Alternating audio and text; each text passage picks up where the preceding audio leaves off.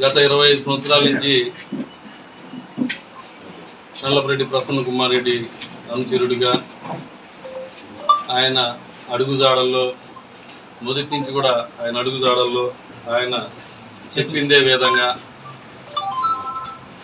నేను ముందుకు నడుస్తూ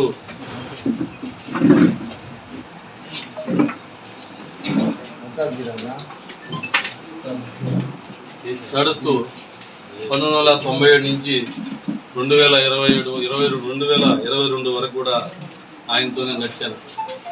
22 మధ్యలో చిన్న గ్యాప్ వచ్చింది. ఆ గ్యాప్తో నేను ప్రసన్న కుమార్ రెడ్డి గారికి చెప్పాను, అన్న నన్ను వద్దనుకుంటే నేను మండలంలో ఇంకెవరన్నా మీరు పెట్టిన పనితో పెట్టుకోండి, నేను తప్పుకుంటానని చెప్పి గర్వంగా పోయి కూడా నేను చెప్పొచ్చాను. 2004 నుంచి 2019 దాకా ప్రతిపక్షంలో ఉంటే మండలంలో ఏ కార్యక్రమం జరిగినా ఏమి జరిగినా ఏ రోజు కూడా ఈ 15 సంవత్సరాల్లో ఎమ్మెల్యే గారు ఏదో ఇస్తారు నేనేదో పెట్టాలనే ఆలోచనతో నేను ఎప్పుడు కూడా చేయాలి.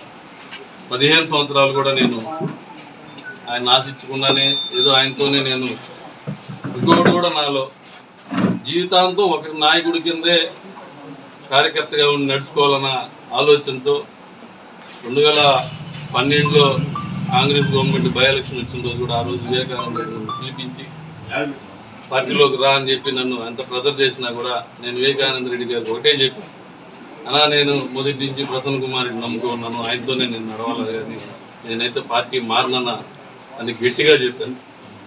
తర్వాత 2014 ఎలక్షన్స్ అయిపోయిన తర్వాత ఓవేర్ బ్యాంక్లో కొన్ని ఓపెనింగ్స్ ఉన్నాయి.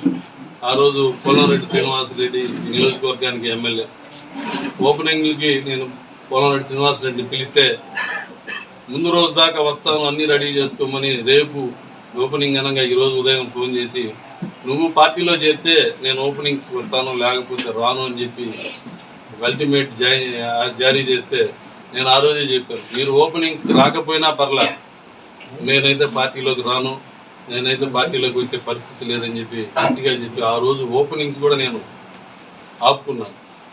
నేనేమి అధికారంలో ఉండి మీరు అధికారంలో ఉంటే నేను అవతల పోవాలని నేను ఇప్పుడు కూడా నేను చేసుకోను. 2014 నుంచి కానీ 2019 దాకా కూడా నా మీద బ్రహ్మాండంగా గౌరవం కానీ నన్ను ఆదరించడం కానీ నాకు ఏదన్నా చిన్న చిన్న సమస్యలు ఉన్నా కూడా ఎక్కడా కూడా మీరు నన్ను నేనైతే ఇబ్బంది పెట్టించలా. మీరు నన్ను చూశారు, నేను కూడా కాదనట్లేదు.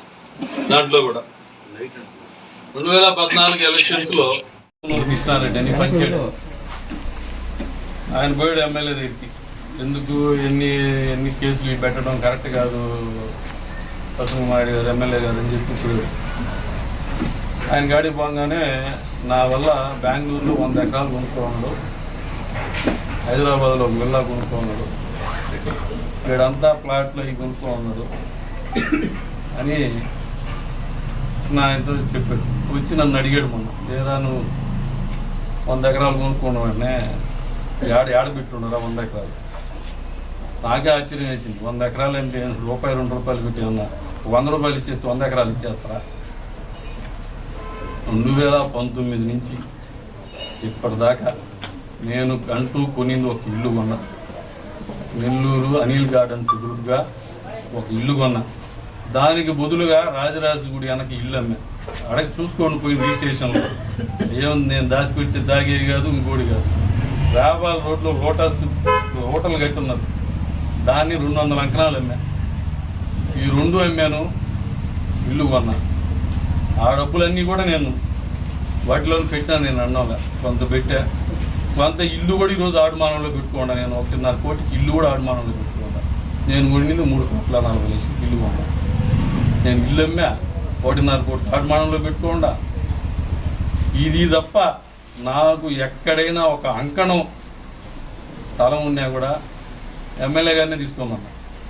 లేదు నీకు ఇంకా అనుమానం ఉంది, నేను ఈరోజు జొన్నవాడ దేవస్థానానికి వస్తా, కన్నా నదిలో మునుగుతా, అమ్మవారి దగ్గర వచ్చి ఆ ఇల్లు తప్ప నేను ఏది కొనలేదని నేను ప్రమాణకం చేస్తాను. కానీ నేను కొన్నానన్నోళ్ళు ఎవరో వచ్చి ప్రమాణకం చేయండి, కానీ ఇది ఆడుందో చెప్పండి, మీరే తీసుకోండి. ఊరికి నేను నోరు ఉందని చెప్పేసి 100 ఎకరాలు ఉంది, పిల్లలు ఉన్నారు, ఏమి అంటే నేను చెప్పుకోలేను, ధైర్యం నాకు లేదా? నేను అంత పిలుకోండి అయిందా? చెప్పేదానికి కూడా ఒక మనిషికి ఒక తారతమ్యం అవి ఉంటాయి.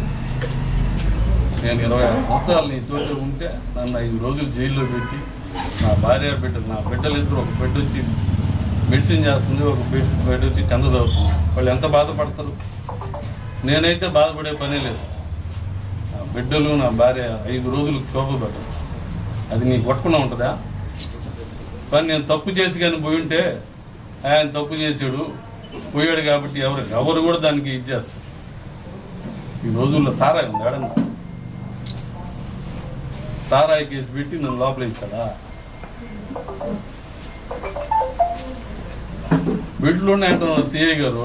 పోదాం ఈరోజు బుచ్చి టౌన్లో 20 బెడ్లు ఉండేవి. బుచ్చిరెడ్డిపాలెం నేను 5 రోజుల నుంచి బార్ లేదు నాది. సరే ఒకవేళ నేను బార్ ఉంటే ఇచ్చున్నాను అనుకుంటారేమో. 5 రోజుల నుంచి బార్ లేదు. ఏ ఊర్లో బెడ్ లేదు? పోదాం పండి ప్రెస్ వాళ్ళని తీసుకుని పోదాం. ఆ షాపుల మీద రమణయ్య కానిస్టేబుల్ ఉన్నాడు. బాటిల్ 10 రూపాయలకి అమ్ముకొని బెడ్లకు ఇచ్చుకుంటున్నాడు. అవి కట్టడి చేయలేదు. షాపుల దగ్గర బ్రహ్మాండంగా తాగిస్తున్నారు. అవి కట్టడి చేయలేదు. అదేమంటే ఒక బార్ ఉంది, వాడు లైసెన్స్ తీసి కట్టున్నాడు, వాడి మీద పడితే ఆ రమణయ్య ప్రతి బెల్ట్కి 10 రూపాయలు తీసుకొని స్టాక్ ఇస్తున్నారు. మరి అవి కంట్రోల్ చేయండి.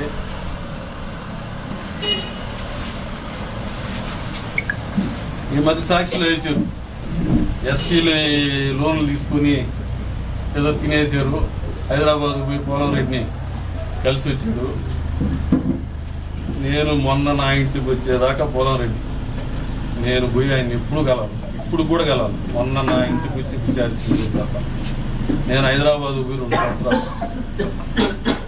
ఏమి నేను కలవాలనుకుంటే పోలం రెడ్డిని డైరెక్ట్గా చెప్పే పోయి కలుస్తా. ఏముంది తప్పేమో? ఏమో నాకు ఆ స్వతంత్రం లేదా? నేనేమన్నా చేసుకోకూడదా? ఎస్టీలు ఏదో నేను లోన్లు తిన్నాను. ఏళ్ళు ఎస్టీలు ఉంటే నేను ఎస్టీలకి ఎకరా పొలం కొనిచ్చి ఇప్పుడు కూడా ఉండే. మీరు ఈ రోడ్డు మీద పోండి, 48 ఇల్లు కట్టించా. ఈ రోజు కూడా చూడండి ఎలా ఎప్పుడు కట్టించింది. 2006లో చూడుకోండి. ఈ రోజు కూడా ఎట్లా ఉండే చెక్కు జరగకుండా వాటికి లోన్లు వచ్చినాయి. వాళ్ళ దానికి వాళ్ళు పెట్టుకున్నారు. నేను తినేది ఏంది? వాళ్ళకి ఇల్లు లేవు కాడ. అంత చీప్ క్యారెక్టర్, అంత చీప్ ప్లే చేయాలా?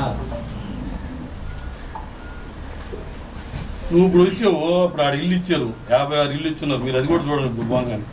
వాటిని లెవలింగ్లకి ఇందనా వాళ్ళు ఆ ఇళ్లలో ఉండలేరు. ఇల్లులు ఇచ్చాము, విపరీతమైన గుంటలు ఉండేవి. వర్షాలు వస్తే ఆ ఇల్లుకి నీళ్ళు వేస్తే గుంటల్లోకి వెళ్ళిపోతాయి ఆడ అని అంటే దానికి చేయించలేదు. మీరు ఎన్నిసార్లు అడిగాను. ఎస్టీలే వాళ్ళు చేయకపోయినా అడగరు.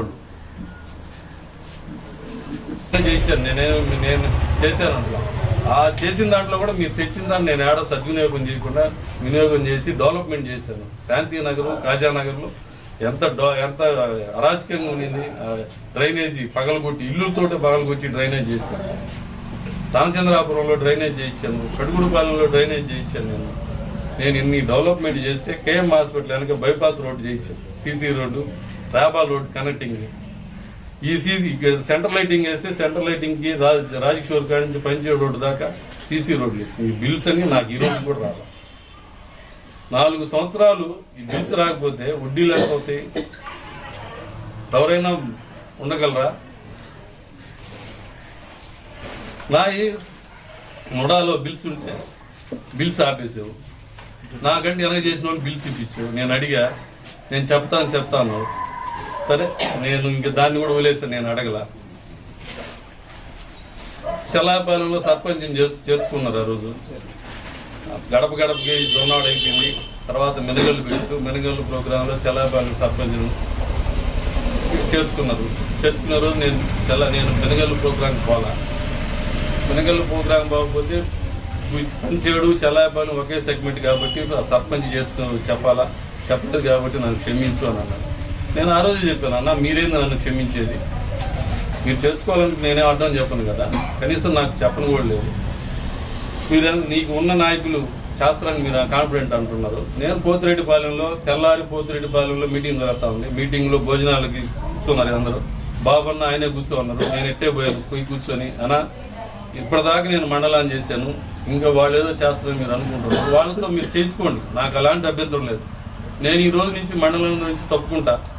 నా వ్యక్తిగతంగా ఏదన్నా పనులుంటే నాకు చేయండి, లేదు నా గ్రామంలో ఏదన్నా పనులుంటే నాకు చేయండి. ఆ రెండింటికి తప్ప నేను ఇంక రానన్న, మీరు చేయించుకోండి అని నేను చెప్పా. బాబన్న అప్పుడే బాబన్న పక్కనే ఉండి అదేం చేశాను అట్ట అంటాను, బుచ్చి మండలం ఇన్ని రోజులు చేసి నువ్వు పక్కన ఉంటే ఎట్ట కుదరుతుంది అన్న. ఉన్నది మంచి టీం ఉంది, చేస్తారన్న వాళ్ళు. కాబట్టి ఈరోజు నా మీద కొంత ఇంకా అనుమానం ఉందో లేకపోతే అపోహ ఉందో ఏముందో అని అన్నారు. 1.5 సంవత్సరం నేను 1.5 సంవత్సరం నుంచి నేను పూర్తిగా రావడం కానీ చేయడం కానీ రాజకీయాలకు కానీ మీటింగ్లకు కానీ అన్నిటికీ నేను రావడం మానేశా. కానీ ఏ రోజు కూడా నన్ను పిలిచి ఏమి ఎందుకు రావడం లేదని కూడా అడగల. కొన్ని మీటింగ్లకు నన్ను పిలిచారు కూడా. పిలిచినప్పుడు కూడా నేను చెప్పాను, అన్న ఉన్నారు మంచి టీం ఉంది, చేస్తారు, మళ్ళీ నేను వచ్చి కాంట్రవర్సీ ఎందుకు బాగుంటుంది అని చెప్పి నేను తప్పుకుంటే నన్ను వ్యక్తిగతంగా ఇబ్బందులు పెట్టి అదేమంటే నేను బారు ఇప్పించాను, నీకు ఎవరు చేస్తారు బారు, నీకు ఇప్పించాను. ఇప్పించావు బారు, నేను కాదనట్లా, నువ్వు ఉండబట్టే నాకు బారు ఇచ్చింది. నేనేమి ఈరోజు నువ్వు ఇప్పించలేదు నేను అన్నావులా, చేయడం లేదు నేను అన్నావులా. ఆ రోజు బారు కేసేటప్పుడు 3 అప్లికేషన్లు వేసావు. నువ్వు చైర్మన్ మురళిని ఎయ్యొద్దన్నా, భర్తని ఎయ్యొద్దన్నా కూడా అప్లికేషన్ వేసాడు. ఈ రోజు చెప్తున్నా, నేను ఈ రోజుకి ఎవరికి కూడా చెప్పలా. నేను నా గాడికి మురళి వచ్చి నేను ఎమ్మెల్యే చెప్పాను, వేసానన్నా, నా పేరు బయట రాని బాధ్యత ఏదో చేశానంటే నేను కొంత డబ్బులు ఇచ్చి తప్పించాను అతను కూడా. ఈ రోజు చెప్తున్నా, నేను అడగమనండి, ఈ రోజు డబ్బులు నా దగ్గర తీసుకోలేదేమో అడగమనండి. కొరవ ఇంకిద్దరు వేసారు, ఇద్దరిని కూడా నేను మేనేజ్ చేసుకున్నాను. అది కూడా మేనేజ్ చేసుకున్నాను అంటే నేను అది కూడా చెప్తున్నాను, నేనేమి ఇదేలా నీ అండ ఉంటేనే వాళ్ళు కూడా నన్ను ఇది చేశారు, తప్పుకున్నారు కూడా, అన్నీ చేసావు. పెద్దవాళ్ళు చెప్తారు సామెత, ఎత్తరాగు పెట్టి బిర్యానీ పెట్టి నెయ్యి పెట్టి అన్నీ పెట్టి తీరా తినబోయేటప్పుడు ఆకులాగేసుకున్న సామెతగా నా బారు చుట్టూ ఉన్న షాపుల్లో బార్లు కంటే ఎక్కువగా తాగిస్తున్నారు. ఎడన్నారు ఇది పద్ధతి ఇదే. గవర్నమెంట్ షాపులు, ప్రైవేట్ షాపులు కూడా కాదు. నేను నీకు పోయి చెప్పా, అన్న బారు ఈ విధంగా షాపుల్లో తాగించకూడదు, వాళ్ళందరూ తాగిస్తున్నారు, సిఐ ఎస్ఐకి వాళ్ళకి చెప్పి కంట్రోల్ చేయండి అంటే నా ముందు ఎస్ఐకి ఫోన్ చేసి నేను ఫోన్ చేసి చెప్తున్నాను, మీరు ఎట్లా చేయాలని అది చేసేయండి, నేను ఎవరికి చెప్పినా నేను చెప్పినట్టు ఎవరికి చెప్పాకండి. అసలు ఆ మాట ఇప్పుడు నాకు అర్థం కావట్లా. నేను చెప్పినట్టు ఎవరికి చెప్పాకనంటే నేను ఏమన్నా చట్టవిరుద్ధంగా అడిగానా లేకపోతే ఇంకోటి ఏమన్నా అడిగానా? ఈరోజు బారు వచ్చి 15 నెలలు, 5-6 నెలలు అసలు నేను బారు కూడా పెట్టలా. నీకు నెల 2 లక్షలు ఇచ్చాను. నీకు నేను 9 నెలలు ఈ రోజుకి 9 నెలలకు గాను ప్రతి నెల 2 లక్షలు ఇచ్చాను నేను. ఏ బారు వాడిని అడగండి, 2 లక్షలు మిగులుతుందేమో. పని నేను ఇలేదా? పోయిన నెల ఈ నెల నేను ఇవ్వలా. ఎందుకు నా మీద అంత కక్ష సాధింపు? ఏ వర్కుల్లో నీకు నేను ఏమన్నా ఈకున్నా ఉన్నానా? దేంట్లోనో నేను నీకేమన్నా సహకరించుకున్నా ఉన్నానా? నేను నీ వల్ల నేను నా ఆస్తులన్నీ బాగుంటుకున్నా. నేను ఏ రోజు కూడా నేను ఎక్కడా కూడా నేను నీ వల్ల పోయినాయని కానీ నేను అనట్లేదు. నేనేమన్నా రాజకీయాల్లో ప్రతిపక్షాల్లో నేనేమన్నా సంపాదించుకున్నానా? నేను ప్రతిపక్షంలో ఇంకా విపరీతంగా వ్యాపారాలు చేశాను. ఆ రోజు పోలంరెడ్డి శ్రీనివాసరెడ్డి కానీ కాటన్ రెడ్డి విష్ణువర్ధన్ రెడ్డి కానీ ఏ రోజు నా షాపుల జోలికి కానీ నా వ్యాపారాల జోలికి కానీ రాలా. వ్యక్తిగతంగా కూడా నన్ను నేను ఎప్పుడు వాళ్ళకి చేయను కూడా నేను ఎప్పుడు అదేమంటే ఏ రోజు పెట్టినా ఏ చంద్రలో పెట్టినా ప్రసన్న కుమారుడికి అసన్ కుమారుడు అన్నాను కానీ నేను ఏ రోజు కూడా నేను వ్యతిరేకించి నన్ను పిలిపించుకో, నేనేమన్నా తప్పు చేశానా, నన్ను పిలిపించు, నువ్వు ఇది తప్పు చేసావు, ఇది దీనివల్ల నేను ఇది చేశాను, నువ్వు ముందు పక్కన ఇప్పుడు నేను రైట్ రాయలు ఉంటాను. అట్టా కూడా మీరు చెప్పకుండానే నేను 1.5 సంవత్సరం నుంచి నేను తప్పుకున్నా. నన్ను వదిలి నన్ను వ్యక్తిగతంగా నన్ను చార్జీలు చేసావు, దానికి నేను ఓర్చుకున్నా. నాతోటే ఉన్నోళ్ళని ఇబ్బందులు పెడుతుంది. వాడు ఒకరిని పెట్టుకున్నావు పక్కన, వాడికి ఇక్కడ ఓటు లేదు, వాడికి ఒక కాలు లేదు, వాడు మహాభారతంలో శకుని టైపు నీ దగ్గర చేరాడు. ఎవరన్నా నీతో వ్యక్తిగతంగా ఉన్నోడిని జొన్నవాడలో ఒక సర్పంచ్, మాజీ సర్పంచ్, మండల వైస్ ప్రెసిడెంట్, మాజీ ఎంపీటీసీ, దేవస్థానం ధర్మకర్త నలుగురిని కేసులు పెట్టించి ఉదయం 9 నుంచి రాత్రి 9 గంటల స్టేషన్లో పెట్టారు. అధికార పార్టీలో నాయకులను ఎవరన్నా సరే వాళ్ళని తీసుకొచ్చి చేర్చుకున్నావు, కానీ వాళ్ళని తప్పు చేశారా? వాళ్ళకి జొన్నాడు చైర్మన్కి పెళ్ళ కూర్చోబెట్టి ఇద్దరిని నాతో ఉన్న వాళ్ళంతా లాక్కో. నువ్వు నేనేం వాళ్ళని నాతో ఉండమని కూడా నేను చెప్పడం లేదు కదా. నేను తప్పుకున్న రాజకీయాల నుంచి కూడా నన్ను వదిలి ఈరోజు నన్ను, నా కుటుంబాన్ని, అందరినీ కూడా ఈ క్షోభ పెట్టించి ఎవడన్నా చేస్తారా కేసులు? ఈ విధంగా ఈ జిల్లాలో ఎవరన్నా చెప్పారా? అందులో పెద్ద కుటుంబం, నల్లపురెడ్డి కుటుంబం అంటే జిల్లా. మరిన్ని అప్డేట్స్ కోసం మన HN9 టీవీ ఛానల్ ని సబ్స్క్రైబ్ చేసుకోండి.